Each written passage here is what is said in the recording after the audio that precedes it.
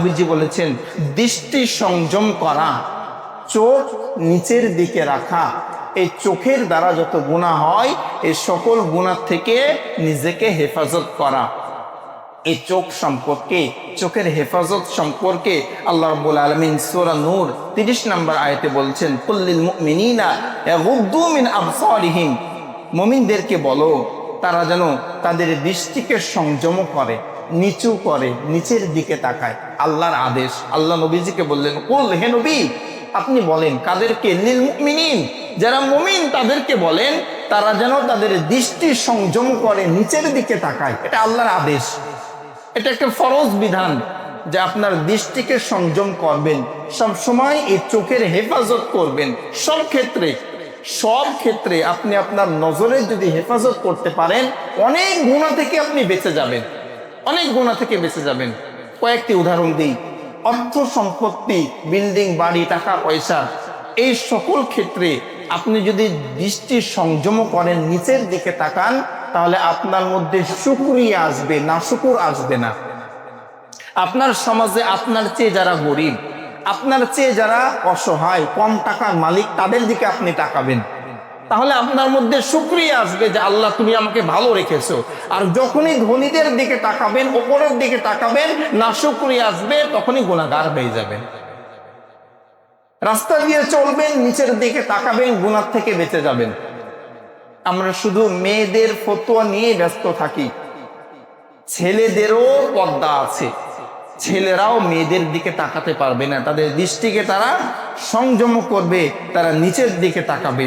কেননা এই চোখের গুনাহ, এই চোখের জেনা হলো বেগানা নারীর দিকে তাকানো। আর এই চোখের গুনাহ আমরা অধিকাংশ মানুষ, বিশেষ করে যারা যুবক শ্রেণীর মানুষ আছি, তারা এই চোখের গুনাহ এই মোবাইল ফোন দিয়ে বেশি করি।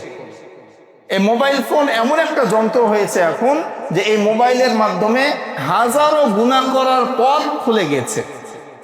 এজন্য এই মোবাইল ফোন ব্যবহারের সময়ও আমার দৃষ্টিকে সংযম করা, খারাপ কিছু যখন আসবে ওটাকে স্ক্রল করা, ওটাকে পার করে দেওয়া, ওটার দিকে নজর না দেওয়া।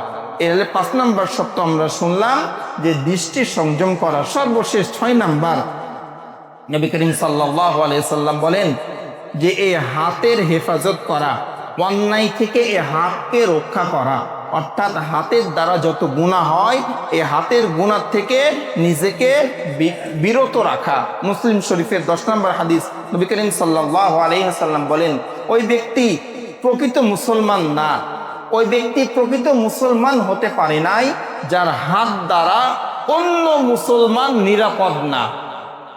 যার হাতের অনিষ্ট থেকে অন্য মুসলমান নিরাপদ না, ওই ব্যক্তি প্রকৃত মুসলমানই হতে পারে নাই।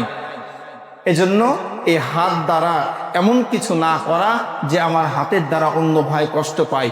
নবী করিম সাল্লাল্লাহু আলাইহি ওয়াসাল্লাম চাইলে যখন মক্কা বিজয় করলেন, চাইলে প্রতিশোধ নিতে পারতেন।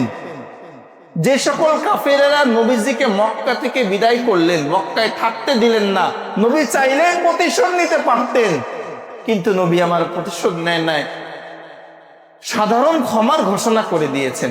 আর আমরা সুযোগ পেলেই প্রতিশোধ নেই, আমরা যুগ যুগ রাগগুলোকে পুষে রাখি, সুযোগ পেলেই প্রতিশোধ নেই। ভাই, সুযোগ থাকার পরেও আপনি যদি প্রকৃত মুসলমান হন তাহলে সুযোগকে কাজে লাগাবেন না, ছেড়ে দিবেন যে যাক তুই অপরাধ করেছিস, আল্লাহর কাছে তুই বিচার, তুই দিবি, তোর হিসাব দিবি, আমি তোকে ছেড়ে দিলাম। এটা প্রকৃত মুমিনের কাজ হবে। আর যারা ইমানের ব্যাপারে দুর্বল তারা প্রতিশোধ নেওয়ার জন্য সবসময় রেডি হয়ে থাকবে, সুযোগ খুঁজবে। এজন্য আমরা এই কাজগুলো করব না। আমরা এক নজরে শুনে নিব যে এই 6টি কাজের জিম্মা যদি নিতে পারি, নবীজি আমাদের জন্য জান্নাতের জিম্মাদার হবে। 1 নাম্বার, কথা যখন বলবো সত্য কথা বলবো, মিথ্যা কথা বলবো না ইনশাআল্লাহ। 2 নাম্বার, ওয়াদা করলে ওয়াদা পূরণ করব। 3 নাম্বার, কেউ যদি কিছু আমানত দেয় এটা রক্ষা করব। 4 নাম্বার, দৃষ্টিকে সংযম করব। 5 নাম্বার, লজ্জা স্থানের হেফাজত করব। আর সর্বশেষ 6 নাম্বার, হাতের দ্বারা কোনো অন্যায় করব না। পারবো তো ইনশাআল্লাহ ভাই? যদি পারেন, নবীজি ওয়াদা করেছেন আপনার জন্য জান্নাতের গ্যারেন্টার হয়ে যাবে, আর কোনো টেনশন নাই। আল্লাহ আমাদের সবাইকে এই 6টি গুণ অর্জন করার তৌফিক দান করুন। সকলে বলছি আমিন।